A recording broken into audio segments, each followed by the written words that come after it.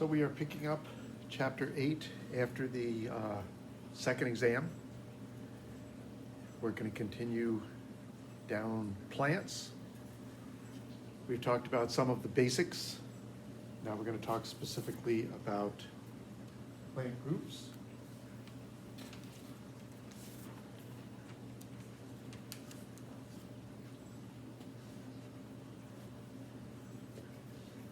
I don't even know if they make little tiny outboard motors like that anymore.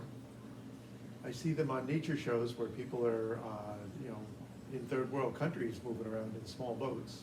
But I don't know that you can actually buy them. But that's what's on the sperm tail, where he says, "See you around, guys," and laughs.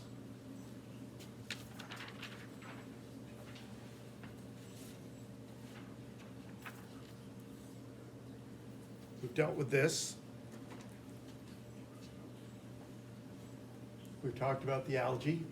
Now we're going to talk one by one about these groups, starting with the bryophytes, which is basically the mosses. Virtually everything here is more than just the common grouping. There's more than mosses in the bryophytes. There's more than ferns in the tracheophytes. They don't even give the technical term there. There's more than cone-bearing plants in the gymnosperms. That's why EG just means an example. And there's, the angiosperms are all the flowering plants. They don't even give an example there.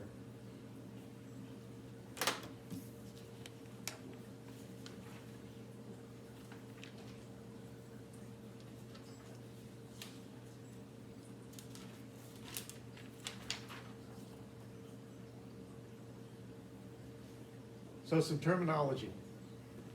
Alternation of generations was the way to go for plants that were on their way from the water onto the land.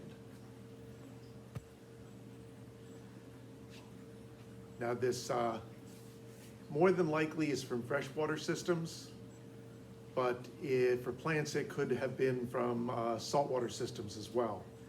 For some animals, moving from the water to the land kind of requires the transition through freshwater, but that is not true necessarily for the plants.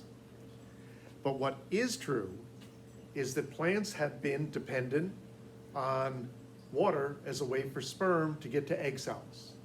They swam. You tend to think of that as being an animal characteristic, but it's a plant characteristic. And for all the various challenges that were faced by moving from the water to the land, this one turned out to be, if not the most difficult, certainly the last problem that got solved. So the early land plants held on to the concept, held on to the feature of swimming sperm, and adapted a two-level lifestyle, alternation of generations. Right there, yeah, alternation of generations. Where every life cycle goes through a sexual phase and an asexual phase, and then a sexual phase and then an asexual phase, sexual and asexual, sexual and asexual. And in early plants, the asexual stage are called the sporophytes.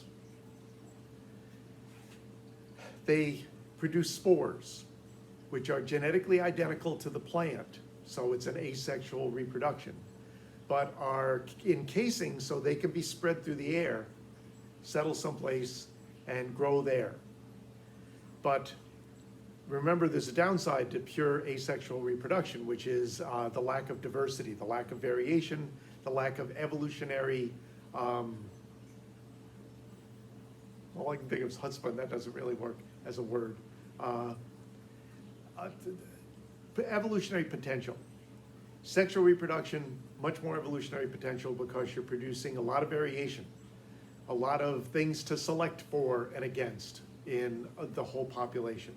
So, sexual stage. The sexual stage, I point here and you can see it on the screen. The gametophyte, gametes, sex cells. And the gametophytes were set up so that sperm could swim. So they're typically small. In some situations, they catch dew, and so that becomes the water that the sperm swims through. In other cases, they're very small and on the ground, And so when the ground gets wet, the sperm can move from gametophyte to gametophyte. In a lot of cases, the gametophytes have both sperm production and egg cell production, so they're both male and female at the same time. They're monoecious. In some species, the gametophytes, some of them are male and some of them are female, and they're dioecious, so the sperm have to move from a male gametophyte to a female gametophyte. So these terms are going to show up again and again. When you get into more advanced plants, and I don't understand this, I'm not a plant person, and the terminology kind of confuses me, but they tend to call the, like here, the flower is the gametophyte, and the parts of it that produce eggs and sperm are the sporophyte. Now, do the flowers do asexual reproduction? No. I don't know why they call them the sporophyte, is that there's a point at which in advanced plants, there are some potentials for asexual reproduction, but it's not a back and forth sort of thing, and it's not usually a particular part of the plant thing. Well, that's sort of true. But they just have not wanted to give up the terminology of sporophyte and gametophyte. So it does get, as we go through, it does kind of start to break the terminology.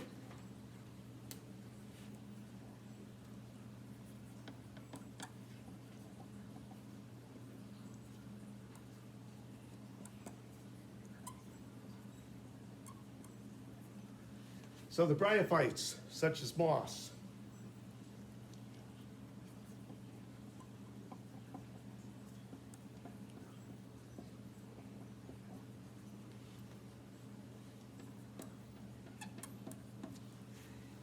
here's another thing about plant terminology.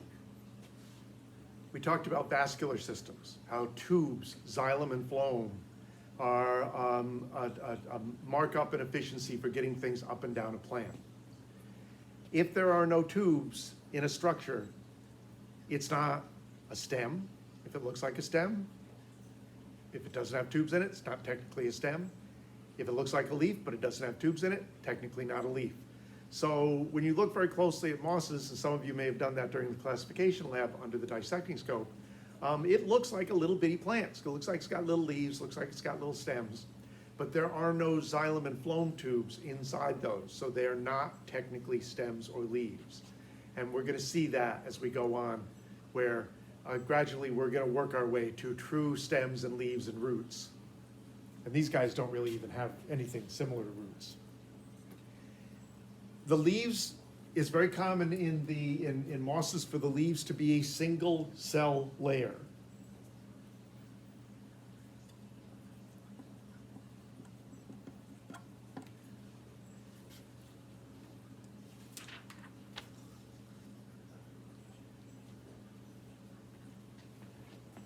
So, let me get my little pointer. Looks like a stem, not a stem. Looks like leaves, not really leaves. These are less collection apparatus and more hold us down apparatus. And these are the rhizoids that I just wrote. RHIZ is from a Latin word for roots. So when you see RHIZ in things, it's talking about roots. And oid means like, so it's root-like, but it's not really roots. Again, no tubes inside. And,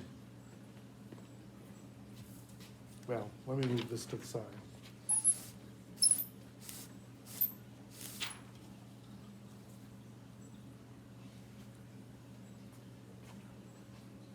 I don't expect you to keep track of the chromosome counts. It gets confusing. We're used to the main forms of living things in animals being diploid, 2 sets of chromosomes, and only the sperm and egg, excuse me, just inhaled something. Only the sperm and eggs being haploid, 1 set of chromosomes. In here, often whole forms are diploid or haploid. You'll notice it's haploid. What you think of as the regular moss actually only has 1 set of chromosomes.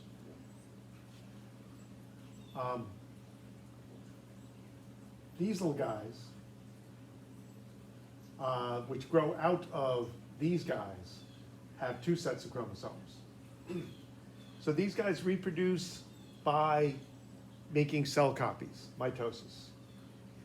They also, parts of them make sperm and eggs. I'll talk about the parts when I go back to writing stuff down. Each of those, you don't have to reduce the number of chromosomes when you make the sperm and eggs here, you just have to make special cells. And you put those together and you wind up with two sets of chromosomes, which are then used to make the sporophytes, the asexual structures. And then the spores are released. They do a reduction. See, I told you the chromosome thing gets confusing. I'll come back to this and tell you what I expect you to remember. And what's going to grow out of this, the spores, again, are produced by meiosis. So the same structure, that process that would produce sperm and eggs produces the spores. Except, of course, these are not sperm and eggs. And these grow into the gametophyte, because these do the sexual reproduction. These guys do the asexual reproduction. What do I expect you to remember? The gametophyte is what you see when you see moss. If you have a dissecting scope and you look really closely at them and these things are there, the sporophytes grow off of the moss. And very often they're not sticking up that, keep in mind, these are tiny, right? You see moss. They're not like moss, they're like, moss right on the surface. And so these guys stay down here where water can collect. Water collects here. Even I'm getting confused, sorry, not a plant guy. This is where the water collects, this is how it spreads. These guys then can be, they're already made from the sperm and the eggs. They don't need to have sperm, they're not gonna release sperm and eggs, they're gonna release spores. So they come a little bit up from the main plant where the spores can be released into the air. So let me back up. Sorry, it's early in the morning. So these guys go through sexual reproduction. They produce a zygote. The zygotes grow into sporophytes. These are going to asexually reproduce, but they asexually reproduce in a weird way, where they produce, they take each set of chromosomes and they make spores with each set of chromosomes. So there is actually a potential for variation there. They release haploid spores that will settle someplace if it's a nice wet surface, and they'll grow into new mosses and into new gametophytes. So the sporophyte is this part. This is still the gametophyte. The gametophyte's here. So the gametophyte's the sexual stage, the sporophyte's the asexual stage. The chromosome numbers get very, very confusing. And as I said, I just confused myself. I'm not gonna expect you to remember that stuff. What the hell is he talking about?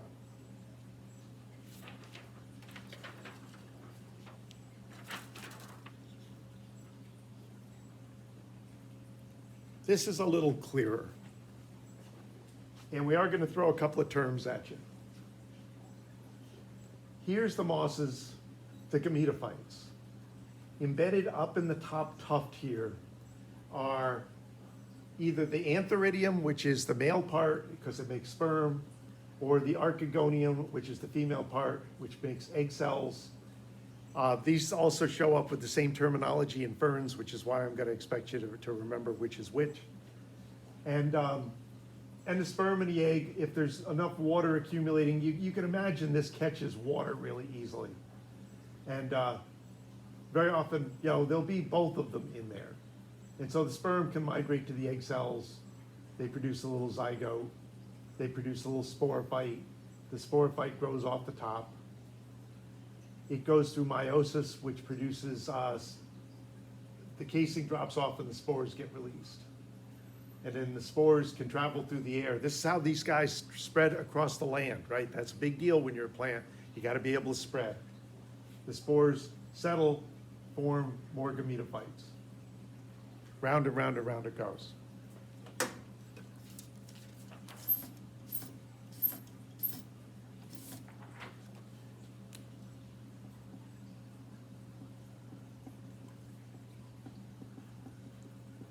This part incidentally is from a Latin word for plants, so if you see PHYT on things, it's referring to plants, and it shows up in a lot of terminology.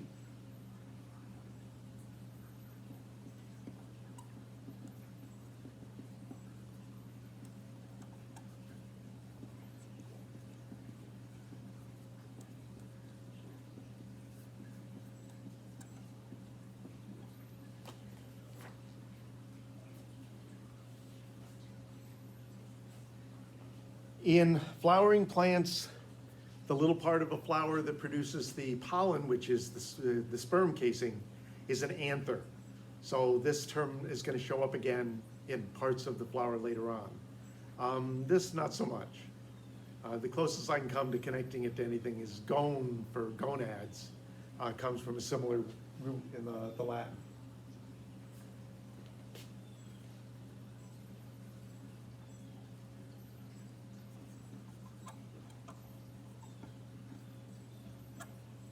And then you got the sporophytes that release the spores. I don't feel like I need to write that down.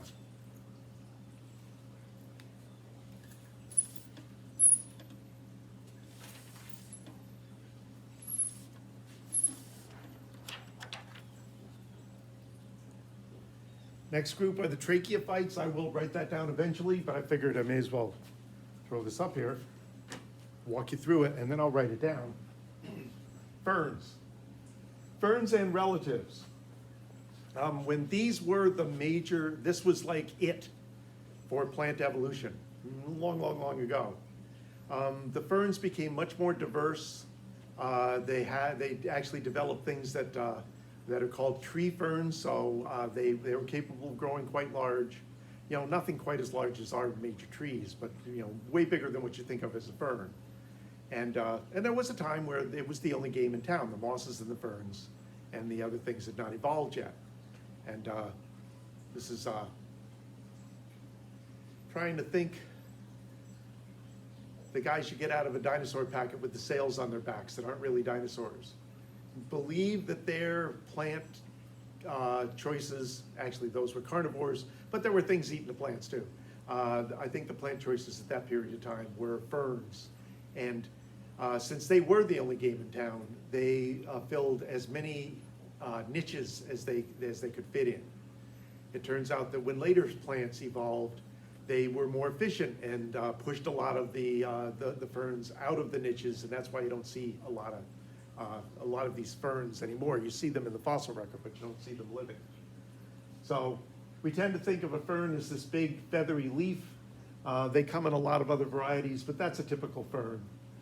The underside of the leaf has these spots on them called a sorus. More than one are called sori. Now there are feathery leaves that are not ferns. Sometimes they look an awful lot like ferns. And one way you can tell, sometimes, is to look at the bottom of the leaf and look for the spots. Problem is, some ferns have green, very small green sori, and you can't really tell that they're there. So it is not a definitive way to tell a feathery angiosperm from a fern, but a lot of times you flip the leaf over, you see sori, you go, oh, okay, it's definitely a fern. These make spores. So this is your sporophyte, see, adult sporophyte.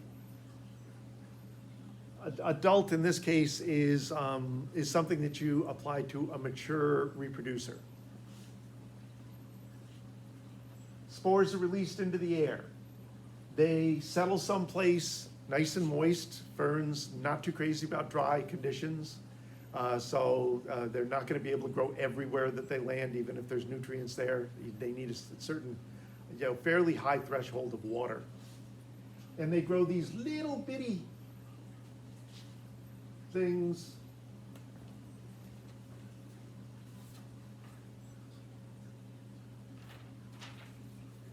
Sorry, I thought I had a good picture of it, but I don't. It's a heart-shaped leaf, but sometimes it's a heart-shaped leaf with a little leaf on top of it. So slightly more efficient, planty-looking structure than just these leaf-like structures. But sometimes there are just leaf-like structures with these rhizoid tendrils that kind of hold them in place and help to gather up some nutrition. And in these guys, you can have archegonia, you can have antheridia. So again, female parts producing the eggs, and male parts producing the sperm. When these get wet, which they're very small and close to the ground, it's really easy in a wet environment to get wet, then the sperm migrate to the eggs. And as I said, very typically both in the same plant, male and female parts, antheridia and archegonia, but not always. Sometimes separate male and females, where there'd be one of these things producing these and one of these things producing those. This is, because it's making sperm and eggs, this is your gametophyte. And once the deed is done, once the sperm gets into the egg, it forms a zygote, it forms an embryo, and there's that leaf I was talking about, which sometimes is already partly set up and then grows from out of the gametophyte and becomes eventually this.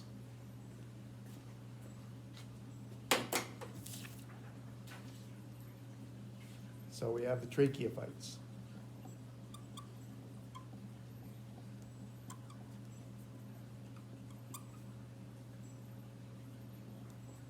So the ferns and their relatives.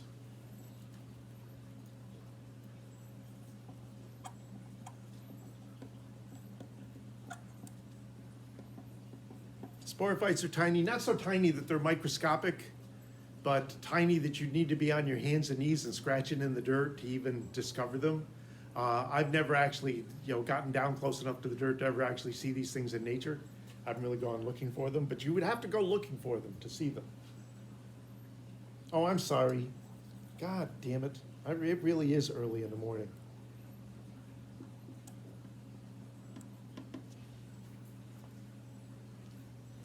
The best I could do is hope that as I screw this up and correct, that it'll stick in your head. Oh, okay, now I remember he screwed that up, and now the sporophytes are actually the big things, the things we think of as ferns. That's my hope. It's just, I didn't know it was a bad day before I started talking, but apparently it's a bad day. Welcome to, this is the way classes go sometimes. The nice thing is that unlike class where you get all done and you're looking at your notes and you're trying to go, I'm totally confused now. He kept saying one thing and then correcting it to something else. I don't really understand. Here, you can go back and replay it and go, okay, now I see what he corrected. Now I see what he screwed up. And now I'll make sure I get that right in my notes so that I won't screw it up later. I think you're about to figure out why we don't spend a tremendous amount of time on the plants.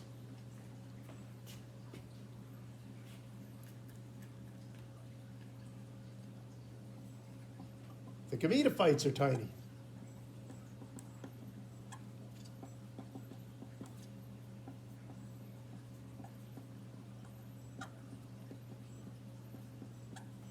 These guys have vascular tissue in their stems and leaves, so they have true stems and leaves, but do not have true roots. They have rhizoids.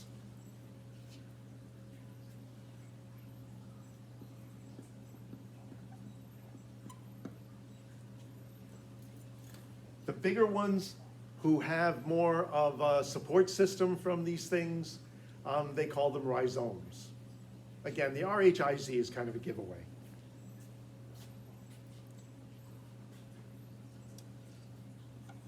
I mentioned the sorry, I'm going to poke that up there with the sporophytes, the little dotty things that produce the spores.